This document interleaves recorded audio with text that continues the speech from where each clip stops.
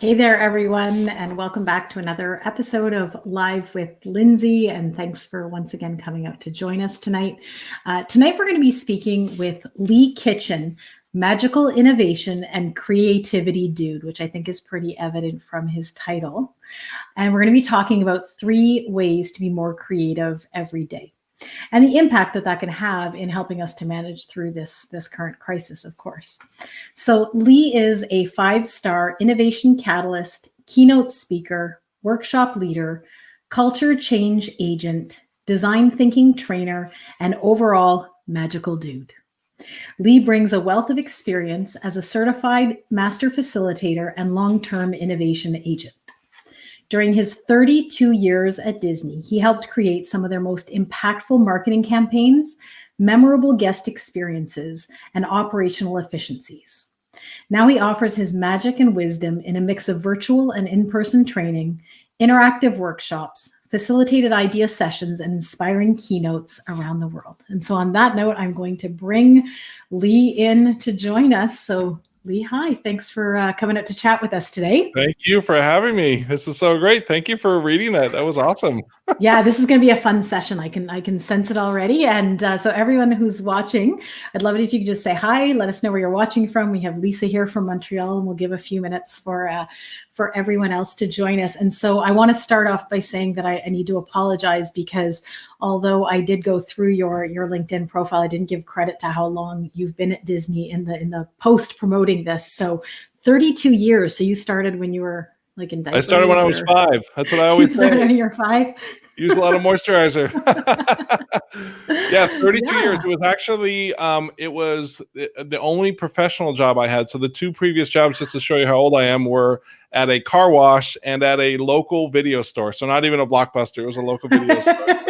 Oh, I remember. Yeah, I basically turned 18, graduated high school, and I fulfilled my lifelong dream at age 18. So ever since I was 6 years old, I just couldn't wait to work at Disney. I was a huge Walt Disney fan, specifically Epcot. I loved his idea for the experimental prototype community of tomorrow as he originally planned it, but also loved what they end up changing it into. And I really wanted to work there. So yeah, 32 years later, and a lot of different jobs too. I don't want to force you to tell me how old you are, but are you saying that you started at 18 and you stayed from 18 on then? Yeah, believe it or not, yes. And I actually I didn't I didn't go to college right after high school because I wanted to be at Disney so bad. So I actually didn't go back for my undergrad until I was about 30 years old, and it was I had hit a place where they wouldn't promote me anymore unless I went back and got my degree. So I did a little bit backwards, but I wouldn't change a thing. It was a great time to be working at Disney, and I got a lot of great experience, and I had a lot of range of jobs too. So I started in operations and guest relations, which means I help people onto rides. And on guest relations, I got to host celebrities and help guests with day-to-day issues and problems. It really gave me that sense of empathy, to kind of learn about people who weren't like me and how people view the world and things like that. And then I was lucky enough to go work for special events, and I got to start some of the best events at Epcot. I got to work on the Epcot Food and Wine Festival when it first started, and the Flower and Garden Festival, and those are really, really great events. If you ever go to Epcot, they're super nice. Got to work at Disney Cruise Line for 7 years. My goodness, what a great product and a great experience. Got to sail a bunch of times, having that as my office backdrop, so that was super cool. And then my last 10 years I spent as an innovation catalyst, basically helping other teams come up with ideas. Great gig, got to travel around the world to kind of teach people how to be creative. And then also as a practitioner, helping people solve different business units, solve different kinds of challenges using design thinking and creative problem solving. So one thing that I want to say that's a little bit off topic, but I just look how much when a brand creates such a good brand, how people become such brand ambassadors, right? Because it's really clear to me that I'm going to guess Disney is not paying you for saying any of that, and I can see how much, No, I'm a huge fan. I mean, who doesn't love the movies, and the experience is like none other. The attention to detail that Disney does for their guests is above and beyond, and that's what they're noted for. And that started with Walt, and it still continues today. And one of the greatest things about working there for so long was most people that you worked with also dreamed about working there. So everybody was living their dream. So imagine a workplace where you're surrounded by people that are equally as enthusiastic and excited as you are. It's a great. I can't imagine it. So I just want to pop in real quick and say hi. We've got Bob here from Orange County, California. Emily is here in Hamilton. Josh from France. And Joshua from Buffalo. Oh no, same. It's the same Joshua. So Excellent.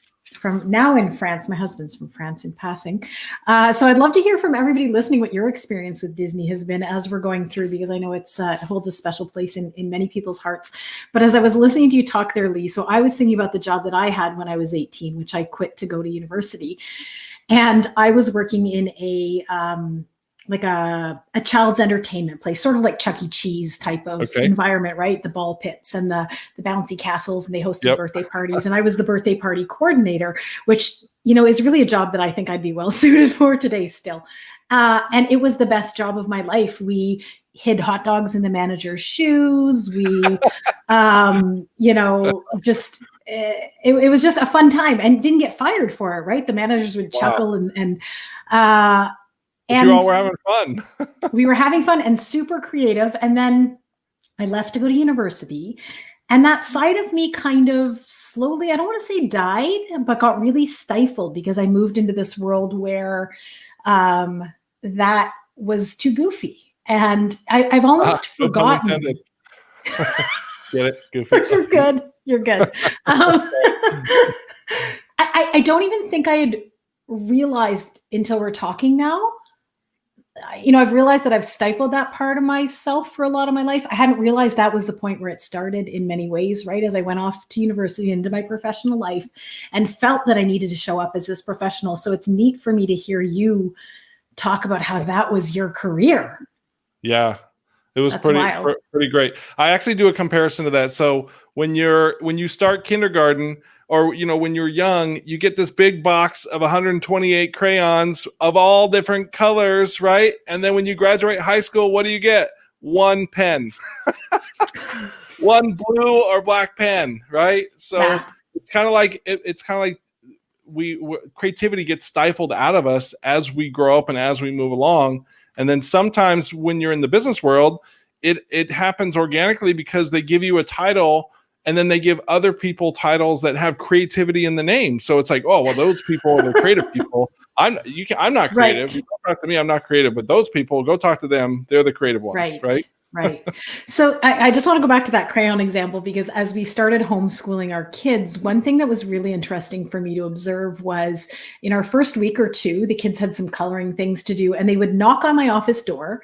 So my kids are 9 and 10, and they would say, "Mommy, what color am I supposed to color this?" And I'd say, "I don't know. What color do you want to color it? I don't care." For you. And they'd say, "Well, what color is the right color?"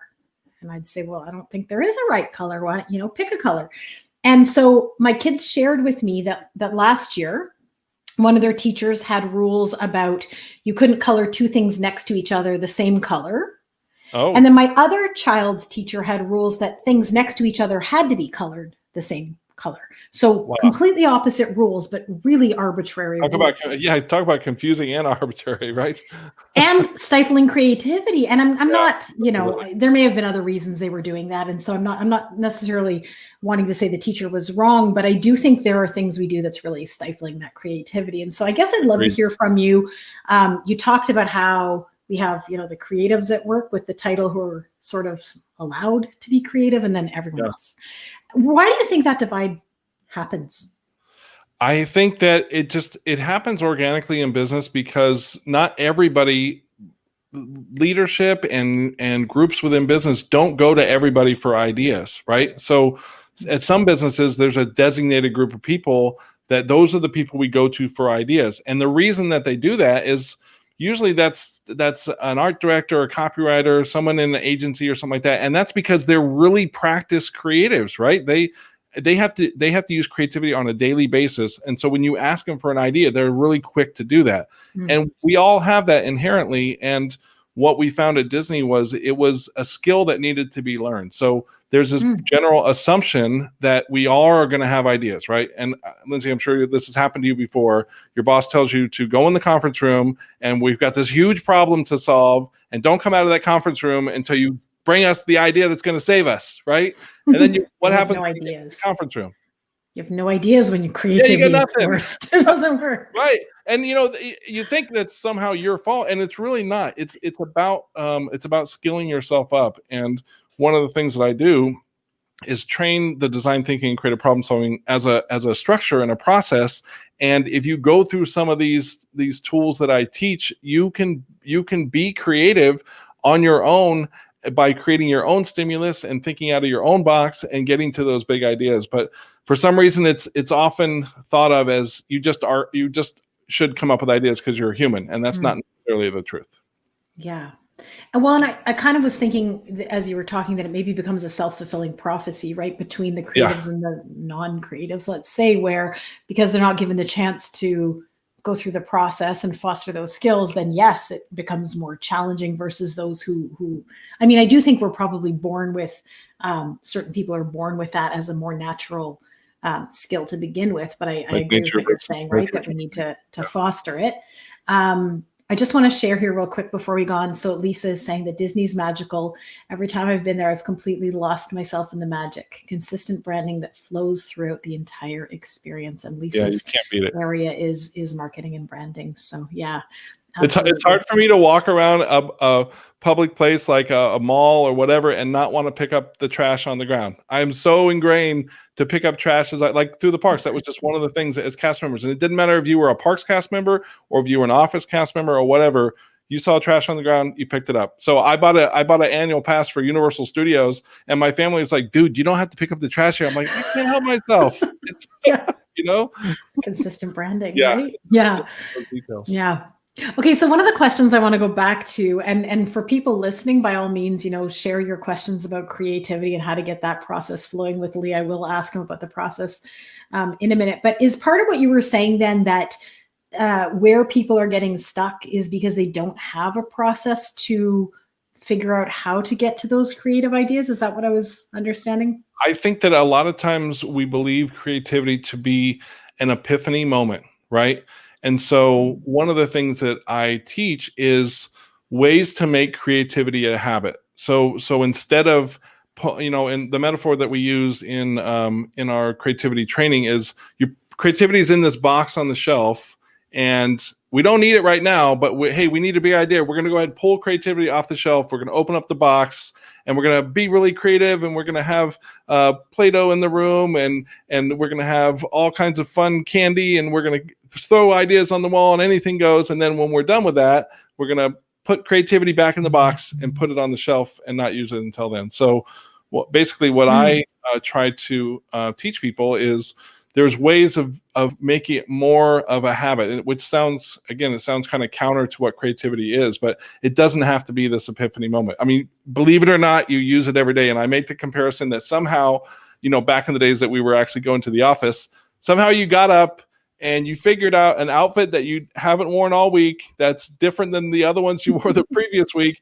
and your dry cleaning's not done, your laundry's done, and you still got dressed and went to work, right? Somehow you were able to go to university and live on $20 a week and eat top ramen noodles in super creative ways every day, right?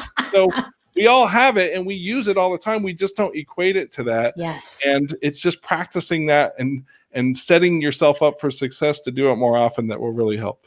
Yeah. So I think I used to view creativity as like being artistically inclined. Yeah. So I used to consider myself not a creative person at all because frankly, I suck so badly at drawing and music. And most people do. Of course, is going to be limiting my ability to develop those skills, right? That viewpoint, but I'm really not terribly gifted in those areas. And then I remember in my master's degree to become a speech therapist, they were trying to teach us to think creatively in terms of how to target different goals. And so they told us to go to the dollar store and buy 5 objects. And you had to come back and you had to come up with a list of, 20 ways you would target goals with this little dollar store ball. And I clearly remember sitting there and being like, you bounce it, you catch it, right? Like that was the way my brain worked. And I think part of my profession and the way they taught me to be able to think a little more outside of the box probably has sparked my creativity more in ways that I hadn't realized until right now. So can you kind of go through I mean, I gave a brief example, but I don't really know what I'm talking about No, that's here. Like, that's how actually a do great you? example. That's a great example because we do that in our when I do sessions, I do that kind of thing to help people. I call it jumping out of their normal way of thinking. So if you're Okay. thinking about a challenge and the thing that you have to solve for, most likely you've thought about it like this for so long. So it's my job to help you put that away for just a moment. And instead of going directly to the challenge, we're going to take this little abstract journey around to it. And by the time we kind of get to the halfway point, all of a sudden, these other things are going to generate some connections in your brain and help you make connections to make different ideas. And I use things just like the dollar store example that you just made. I have people actually take a random object and it's called force connections. It's a popular lateral thinking tool that all the folks in design thinking have used for many years. And it's like, let's get a random object, let's dissect the random object from a perspective of what does it do, what does it offer the world, what does it remind you of, and then let's put the object away. Doesn't matter anymore. We're just going to take that list of what I call stimulus, and we're going to use that as a jumping off point to get to some place totally different for an idea. And it's amazing to watch what happens when you do that for any given challenge. I mean, it could be to, drive your next revenue on your next project, or it could be to create a special event, or it could be to get an idea for content, whatever it may be. If you bring a match and a roll of toilet paper and a rubber ducky, and you have different people dissect those different things, they're going to all come up with some really great ideas that are totally different than the ones that you've already thought of. So that's just one of 4 or 5 different tools that we use. But yeah, having Super people cool. kind of jump out of their way of thinking by forcing them to with something like that, perfect, really perfect. Okay, so there's a couple questions here in the chat that I will get to in a second. I just want to continue on here for a second, though. So I'm making parallels to what I do. So, in my old field, I learned a lot about executive functioning, and one of those underlying executive functioning skills being mental flexibility, right? So being able to see things from different perspectives, and how that relates to my work in communication. So I help middle managers, better negotiate communication across their team, right? So that team members can get on the same page more easily on projects and whatnot. Yep. And part, I think, of what I teach is flexible thinking, right? And the ability to see situations from a different perspective. So it's fascinating to me how that underlying skill applies so much in what you're saying, because Big time. part of, in terms of communication, right, is that it brings out all these ideas that otherwise don't get shared. But I hadn't thought how much that's related to like an actual creative process too. Absolutely.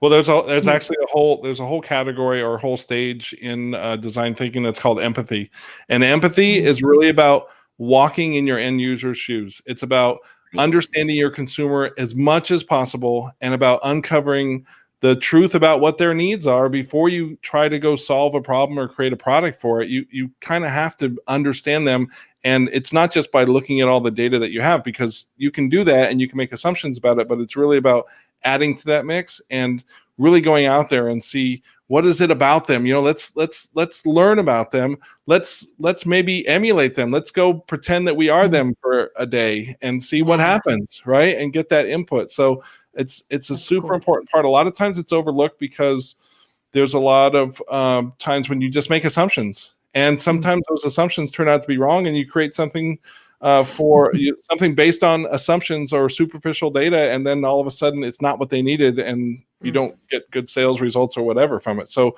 spending that time and really empathizing is a really important part of the process, for sure. I find this fascinating. The more I speak to people in different fields, there's these commonalities around some of those underlying skills that like you say, empathy and that flexible thinking. I mean, that's a lot of the work I do too, how it applies so much in so many different ways. So I just want to jump over here. So Joshua is saying, even though some people are more creative, everyone is creative, and absolutely. That is true. And I think too, if we fostered it more in everyone from younger ages, we might see different outcomes. And here he's asking, sometimes I think people need a facilitator to be more creative. I guess that's what you're speaking to, but can you just share your thoughts on that with us? So yes, sometimes people need a guide because they get in their own way, and that's basically that's the crux of my job, right? I help people get out of their own way to be able to think about stuff differently, and I give them the tool. And it's funny because the residuals after I come in and do a session, the residual stuff that I hear back from them is, man, I just can't believe that I haven't known this my whole life, and all of a sudden I feel like the most creative person. And 2 months and 3 months and 4 months, they're like, dude, this stuff is still, I'm still thinking about this, and I'm still yes-anding my ideas with my colleagues, and we're really using this really well. So it's usually simple things, and it's getting out of your own way. And yes, hiring me as a facilitator is a great way to do that, especially if you have to collaborate, because one of the things I tell a lot of my clients is, when you collaborate in a big company, there's a lot of different silos that happen in, the different departments, HR and marketing and operations. And having a third party like me, I'm just an unbiased third party. I don't have an agenda. I'm just trying to help you guys get to one big goal. So I find that's a really good selling point for me, because it kind of takes the burden off of them, for them to feel like other departments think they might have some kind of a hidden agenda or something like that. So yeah, it really helps. It's the first couple times, but I also train it. So I help people change their culture by giving them the tools to do it themselves. Right. Too. So that they have the process. And to have that structure in place and to make it more of a habit, things like that. Okay. Well, and I can see where too, even if you're creative, sometimes you get so close to your own stuff that you can't see the thing that you can't see because you're so, so I can see where even for teams that have the skills to be creative, that sometimes you just get, kind of stuck because you're not able to access some of those other perspectives. Absolutely. So Bob here is saying you need to know what you're solving or creating for, just in relation to what we were discussing earlier. So LinkedIn user, who might be Emily, LinkedIn, I don't know what goes on. Sometimes people, it doesn't tell who they are. But, that's definitely Emily. Emily and I are definitely Emily. Yeah. Okay. So she gets in her way all the time. Yes. Even if you know the tools, you can get in your own way. And Leah's gotten me unstuck lots of times. So that's been my experience. That's kind of why I asked, is I consider myself to be so now, and like I said before, when I said I thought I wasn't creative because I'm not artistic, I've grown to evolve my definition and realize that I do actually have quite a creative brain, but I can get really lost in it sometimes because, and for me, it is often talking it out with other people that can help me to sort of, because I don't have a process like you. So can you talk? You kind of do. You haven't really put it down as a process, but you probably have a process. I have a very creative process. That's the first point I was going to make. The first of the top three things, as I was going to say, is I always say number one is collaborate, right? You shouldn't have to do creativity on your own. And you probably have a go-to person anyway. So I call it your creativity sidekick. You probably have a buddy or a friend or a spouse or a parent or somebody that you go to when you have an idea and they're going to not shoot your idea down, and they're going to help you kind of build whatever it is that you're trying to build. And so think about the challenges that you have and think about who could you ask about it. I have this a wonderful set of, Emily's one of them. Emily and I meet once a week. We try to meet once a week if we have something going on, like we're writing some content, we're like, hey, I've got this content. Will you help me build on it? And we both help each other for an hour, and then we're good. Nice. And it's so much better because my ideas are great, but when you add her different perspective from it, or your other friend's different perspective, it's going to not only make your stuff better, but it's going to get you thinking better and thinking differently. So think about those people that you have. And I suggest putting it on the schedule. I've got this great friend of mine. His name is Gerard. He lives out in Los Angeles. He's a music composer.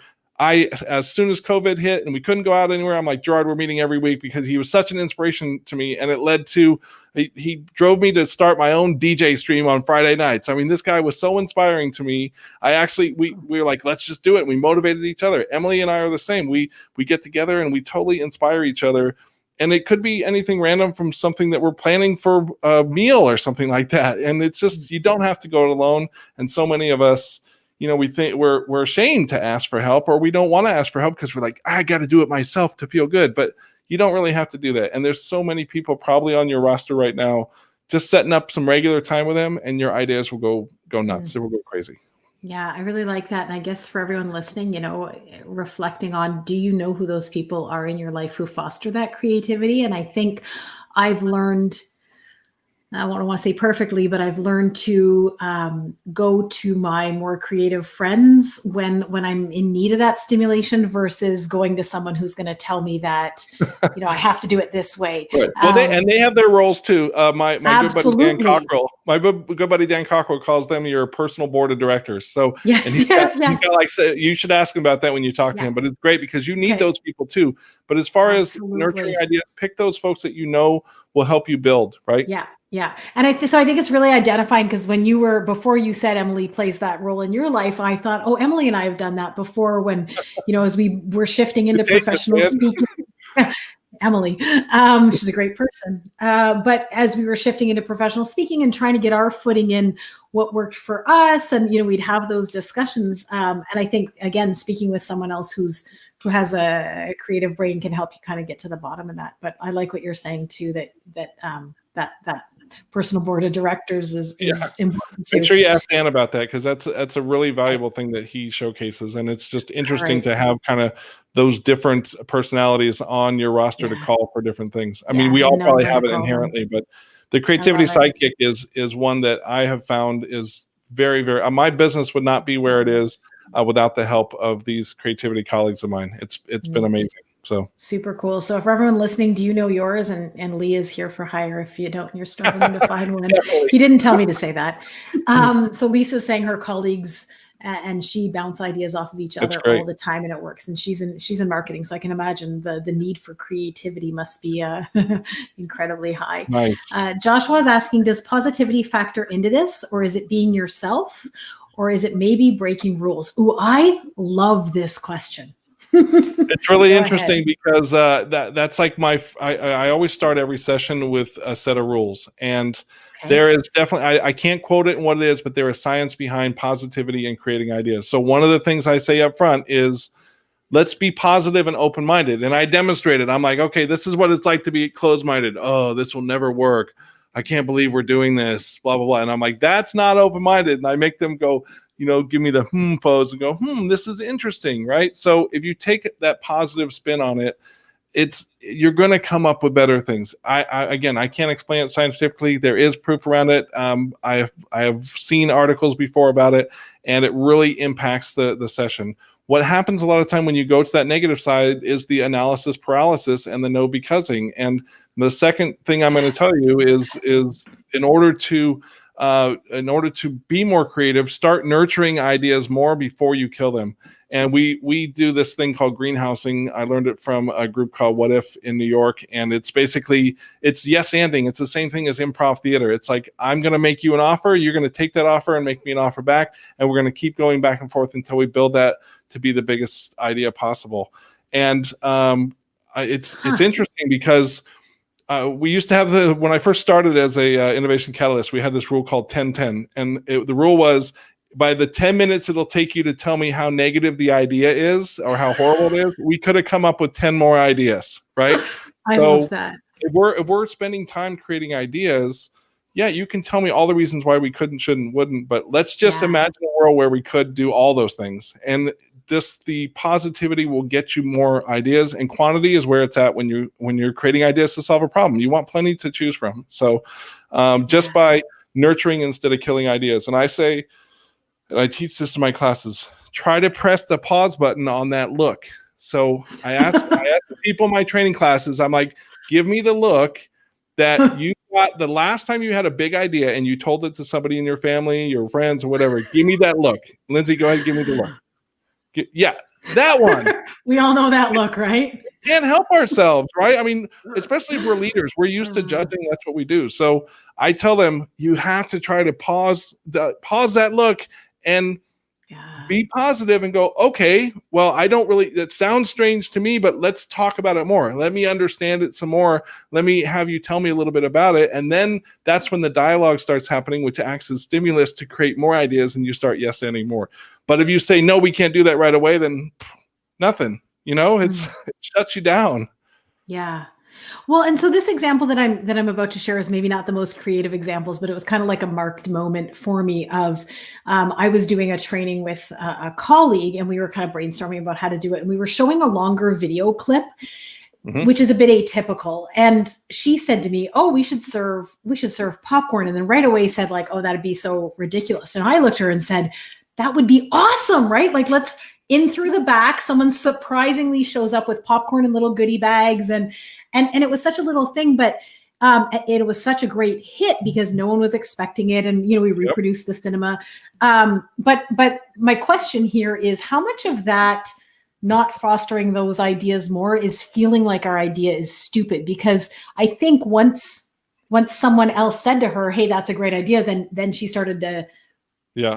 feel like it wasn't such a silly idea. So how much of it is not trusting our own creative Yep. And most of that comes from instincts? conditioning, though. Most of that comes from conditioning where Mm, people have either shot your ideas down or not accepted your ideas. And in an right. environment where we need to be creative just to all help us out here, that is really detrimental. And I bring it out to people, and people don't realize that, they think they're trying to help when they do that. They really think, hey, that popcorn's great, but it really makes a mess. And, we don't want to clean up the mess. And there's a million reasons again, but just stopping that for a second and saying, yeah, what else could we do? We could have popcorn, and maybe we could have some Halloween candy too. Everyone's got leftover Halloween candy. Cool. And let's do this and let's do this. Right.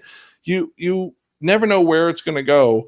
So, and actually I just caught you. You actually did it to yourself. You're like, this is not the most creative idea, but you started it out. Right. So Right. own it and just come out with it. And then also another thing, Lindsay, that works really well is just getting an agreement before you even start talking that, hey, I'm not seeking your opinion right now. I just want to build. So help me build this idea, and we're going to just say yes and back and forth. That works. Is good. That is good, because I think I get into it's not conflict per se, but like difficult conversations where what I'm looking for is stimulation of my creative ideas because I can't fully elaborate them. And what I'm getting back is advice that it's not good. Yeah. And I get frustrated because I'm not asking for, but I don't think I'm consciously aware. And so I like that setting those limits clearly to begin with will help, direct that conversation the way I'm hoping for it to go, so that's a great helpful tip. I will do that before any session. I will always set the ground rules, and I give everybody kind of a hall pass because everybody's going to fail, right? And I learned this thing from my good buddy Tim Herson, who is, if you haven't read his book Think Better, amazing guy. He does this thing where if you say no because we want to celebrate your failure, and he makes everybody stand up and go, "I have failed," and then we all give that person a round of applause. And it kind of gives permission to, I'm going to screw up sometimes, but what I find that happens in the sessions that I do, they stop failing after like the first or second exercise because they finally get it and it becomes easier. So yeah, it's fun. It's just like giving permission, and it's kind of policing at the same time, right? Yeah, really. Okay, so I just want to give a chance for the people asking questions here instead of just asking all my questions that I'm interested in. So Emily says she's blushing. Bob here is asking, is it important to remember that every idea doesn't need to be a home run? Singles and doubles win games. Yeah. And everybody's, and Bob is actually a buddy of mine, worked at Disney with me. And man, we were always looking for the one big idea. And there were so many great small ideas that we could have built up to that big idea. So let's just work on getting as many ideas as possible, and then we'll make the ones that get close to the bigger ideas, right? Because seeking that big idea is really difficult. It's a very hard place to get to. So start small, little wins, and then keep building that idea up. It's easier to bring a big idea down than it is to build an idea up. So let's spend some time to build it up, It's kind of the pitfalls of the creative brain as I see it, because my brain's always going to new ideas, right? You learn something new and you're like, oh, I see. So I like what you're saying there about, getting them all out and then seeing which ones to build up. So Emily, sorry, I'll just leave this in the chat. Not to dismiss you, Emily, but I know that was a comment back to Bob. Lisa, are idea workshops more challenging to do now in our virtual world? So I'm glad you asked that, Lisa, because Lee and I were kind of talking about that prior to going live. So that is a really great question, Lisa. And I did find it initially difficult because of not everybody was used to being on Zoom, on Teams, on video. I have found that I can now accomplish the same thing. I have to do it in a shorter time because it's really hard to ask people to sit on a Zoom for more than about 2 hours. And so I have to be really streamlined and efficient. So one of the rules I say up front is we're going to be going really quickly, and I apologize in advance, but the best you can do to keep up will be great. I do the same things as I would do in an in-person brainstorm. As you see, I'm kind of standing up here. So I want to give my presence just like I would if we were together in a conference room. So I make sure as people come into the meeting, I say, hey, how are you? Lindsay, looking good. And I love that backdrop. It's really great. Hey, welcome, Bob. How's it going, man? Here you're in LA today. Great, blah, blah. So I do it like if you were walking into my house. So bringing presence in the room, super important. Nice. I also send guidelines. If you can't show your video, I would prefer you not to join in. I want everybody to be as interactive, and again, IRL, in real life, as possible. And we're going to do some interactions. And I kind of compare it. If you were in the office, you wouldn't walk into the board meeting with a bag on your head and go, "Oh, sorry guys, I don't feel like showing my face today." You wouldn't do that, right? So let's all just show our faces and try to make, this is not the most ideal situation. I get it, but let's try to make it as best as possible. And like I said, if I set the guidelines up in advance, I get great results. I'm running 2-hour sessions now, and with anywhere from 20 to 30 people, we're netting 50 to 100 ideas per session. It's amazing. So yeah, we can do this.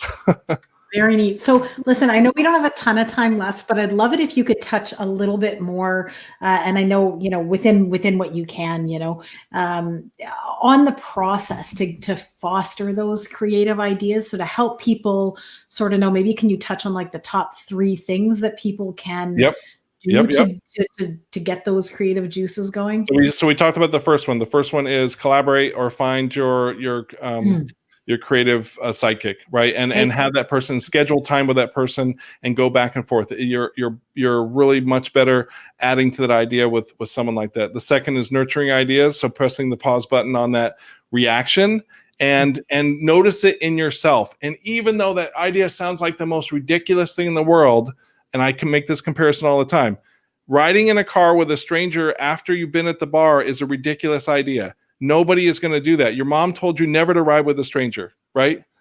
Yes. Isn't that a horrible idea, Lindsay? I'm as a woman, I'm going to say, yeah. It's called Uber. You know what I'm saying? So like those ideas always sound horrible. So try to push that pause button and instead trying to seek to understand and nurture idea through language by saying yes and then the third thing I always tell people is get some fresh input, fresh stimulus, and you have to go to different places to do that. So think about the things that you collect on your Pinterest feed is a great thing. That's where you go for inspiration to create things around your house. Why not keep that as inspiration for anything, right? Read a different blog than you normally do on a different topic that you haven't done before. Ask your kids how to solve a problem, right? So if you have a business problem, simplify it down and say, hey, kids, how would you solve this? And you'll get some really creative answers from different folks. Also, think about the people that, if you are in business and you're having idea sessions, think about the diversity of people you're inviting to those sessions. So many times we have just the experts there. So it's all the brand management team and that's it, right? So think about, hey, can we invite some ops people, operations folks? Can we invite some HR folks and really mix up the diversity of ideators? And man, it's just magic what happens when you have a good crowd like that. Yeah. So those will be my like top 3 things. The process basically is making sure that you define your challenge really well before you start setting out for it. Making sure you empathize with whoever the end user is that's going to use whatever you're going to create. The third part is making sure you do different ways to create a lot of ideas, like you want quantity, and then making sure you spend time developing and prototyping those ideas before you send them out to the world. So that's the basic design thinking process, and I've seen it work. It works magic and wonders. Trust me. And we will go into this more. So I'd like to talk about design thinking. Lee and I will be doing a podcast recording shortly. Let me just see here. I don't know if it yet. So it's not out yet, but lindsaylapaquette.com/podcast. If you sign up for the newsletter there, you'll get a notification when Lee's episode comes out. But I do want to get more into design thinking with you because it's actually a term I've never even heard of. So I'd love to learn more about that. I just want to give a chance for people watching. If anyone else has any more questions, now's the time. We're going to be going in about 5 minutes. Bob's wondering if wine helps with the, my experience has been yes. How about you, Lee? Yes, actually, Bob, that's funny that you asked that because, where else do you write a good idea than on the back of a napkin, right? So like, that's why bar napkins were invented. So when I do sessions, I break big groups up into smaller teams to get that bar and living room style atmosphere. And actually, Disney, a long time ago, when I first joined the department, they had a thing called Creative Soiree, and we actually went to a bar and we served beer and wine. Before HR cut us off, we served beer and wine, and we solved all kinds of different challenges. Yeah. It worked. We came up with a lot of great ideas. Right, about feeling stupid. So I can totally see where that helps. I just want to dig back in the comments. Capture it. You got to write it down, right? Don't write it down in detail, because you might not remember it later. So make sure. It's so true. It's so true. And then you wake up in the morning to all these brilliant ideas that you can't remember. Yep. Okay, so if no one else has questions, I do want to dig back in the comments, because just a second, somebody had asked something that we half answered. Okay, that I wanted to get into a bit more. So Joshua had also asked, when he was asking about positivity, he asked, or is it just being yourself or maybe breaking the rules? And I'm fascinated by this because I think I'm by nature a bit of a rule breaker, or like I like to do things in ways that make sense, which aren't always the way the rules are set out. Yep. And I think it's taken me a lot in my life to grow into just being myself, even when sometimes it means breaking the rules. And I see in my own business where it's been this internal struggle for me of that creative side of what feels right, and then how to package and market that. And I'm really leaning into, I'm redoing all my marketing, leaning into just doing it creatively in the way that yep. feels like a fit, and so be it. So I'm really curious what you have to say about the link between that and creativity. And it's super important. And the reason that we have big ideas and inventions is because those people broke the rules. I mean, back in the mid 90s, you couldn't go to rent a video unless you went to Blockbuster, and if you turned it in late, you paid a late fee, and they had limited selection, and it was horrible. And Reed Hastings comes along, and he totally broke the rules, right? You don't even have to get dressed to come to the store. We'll send the movie to you, right? Or we'll beam it to your television, which was unheard of back in the 90s. But wow, at first they thought, wow, that's a stupid idea. No one's going to sit there and watch TV all day on a Sunday, a whole entire season of a show. No one's going to do that, right? Yeah. So again, you had to break the rules to get there. The great example I use, Lindsay, and you probably you haven't traveled to Walt Disney World as much as I have, so you may not know this, but back in the day at Walt Disney World, you couldn't go through the main entrance without going through these 3-pronged turnstiles that you'd have to go through. And it was it delayed guests, and it actually brought our guest service scores down a lot because of the delay people had just to get into the park. You had to park your car, you had to ride a tram, you had to ride a monorail or a ferry boat, you had to wait for security, you had to go inside, you had to get your stroller, so much stuff. It was like an hour and a half before they got started enjoying the park. So 20, 25 years ago, we got together and we're thinking, well, what do we have to do to make this experience better? So we had to imagine a world where there were no turnstiles. And if you're in operations or an engineer, you're like, no way, dude. There's no way that we're never going to not have turnstiles at Disney, because we've got 3,000 people every 5 minutes coming in. There's just no way. And so we had to say, okay, let's get Zen. Let's just imagine a world that didn't have turnstiles. What could the possibilities be?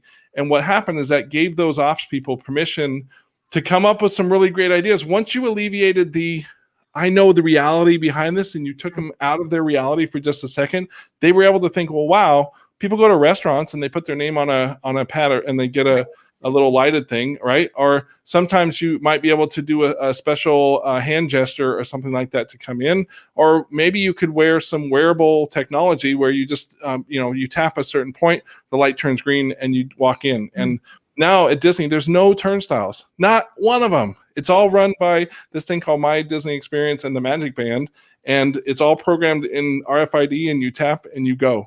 And it is like the guest service scores there are so much higher because the experience is not taking an hour. It's taking like 15 minutes now. So It was, but you had to, And as a you had mother to of break 2 the kids, rules. that'd be deal breaker for me. Yeah. Like, I'd be like, But "I'm I out. mean, I'm not that paying an was hour a and a case half." where they had to break the rules. I mean, the rule was that you had to have turnstiles at the theme park. Yeah. So you had to really think about breaking that rule. And I'm not talking about you, like, it's just because you break a rule doesn't make it innovation. You know what I'm saying? So Right. I think that just thinking about breaking the rule will get you to a place where, wow, you thought about something differently just because you alleviated yourself of that rule, right? And how do we meet the criteria we need? Like, okay, we don't want people to trample each other. We don't want to not be able to count how many visitors come into the park. You know, what Yep. are my criteria? Within those needs, what are all the ideas that we could think of that I can Exactly. totally And we set that up early. So we set that up in the scoping part. So when we define what that challenge is, we say, hey, what does success mean? Well, success means people aren't going to do what you just said, right? Success means that it's going to reduce the time. So when we're asking people to make the ideas, they make this big list. We pick 3 that we think are really close. And then the next day we kind of analyze them against that success criteria and say, how can we boost them up to make them really cover all these 4 things that we said it had to do, right? Super Also cool. part of the process, that spending some time with those ideas that you want to become bigger and making them bigger by comparing them to that success. Very neat. So Lisa's saying that that's an advertising classic. And Bob is sharing that he hates to admit that he wrote an entire presentation on bar Yeah, napkins. good I for think you. that's pretty awesome. Let's be honest. If you can write a whole presentation on napkins, I hope you still have those bar napkins, Bob. You got them yeah, saved somewhere. that's pretty awesome. So listen, I'm feeling super inspired. I don't know about everyone else, but I'm feeling like Awesome. I'm going to go rework my whole business model or something like that. So, Yeah. Hope I'm you have gonna a creativity explain that. sidekick to call. Emily. Emily, after convention, we can debrief on all this. Yeah. So can you share with everyone who's interested in learning a bit more about your work and your workshops and where they can find you, your Twitch shows even? Yep. So you can find me at magicaldude.com. My website isn't up yet, but it goes right to my LinkedIn feed. So magicaldude.com. You can find me on Twitch. My ID is LevyXLT. And once a month, and actually the first Friday of every month, my good buddy Sean Brown and I, we do an inspiration trend report where we pick 12 or 13, 14 things that are going on in the world that are really awesome, a new product, something old be doing something new being done in an old way, and we showcase it in this presentation. We call it Inspiration in a Box. That's on twitch.tv/LevyXLT. And then if you want to have some fun, I also DJ on Friday nights, Eastern time, 9 to 10:30, twitch.tv/LevyXLT. Come in for a party, put the music on, turn it up, dance like no one's watching. You know, it's all kinds of fun. That's my creative outlet, Lindsay. I decided instead of doing nothing in COVID lockdown, I built a studio, which I use for my work. And now I DJ for your own personal dance party at home. So that sounds super and fun. it's family friendly until at least 10 o'clock. Perfect. So magicaldo.com, and I got this right, LevyXLT. Yep. Okay, perfect. And so that's basically for everything: Instagram, Twitter, LevyXLT. Okay. Perfect. Xbox, you want to play some games? I'm in. Okay, well, so his info will be in the show notes on YouTube. If anyone is looking for it, you can go to my YouTube, Collaborative Solutions, and find all the info there if you can't recall all that or didn't jot it down. But thanks, everyone, of course, for watching. And like I said, I hope you're all as inspired as I am here. I'm just going to go back in. So thank you, Lee. And so we'll be back next week, Wednesday at 6 p.m. And we're going to be talking with Bruno Signaco, who's going to be talking to us about bringing compassion into the workplace, which I think is something that is very needed nowadays more than ever. So hope to see you back next Wednesday, 6 p.m. And thanks to everyone for watching. And thank you, Lee. Thank you so much. It was so much fun. Bye, everyone.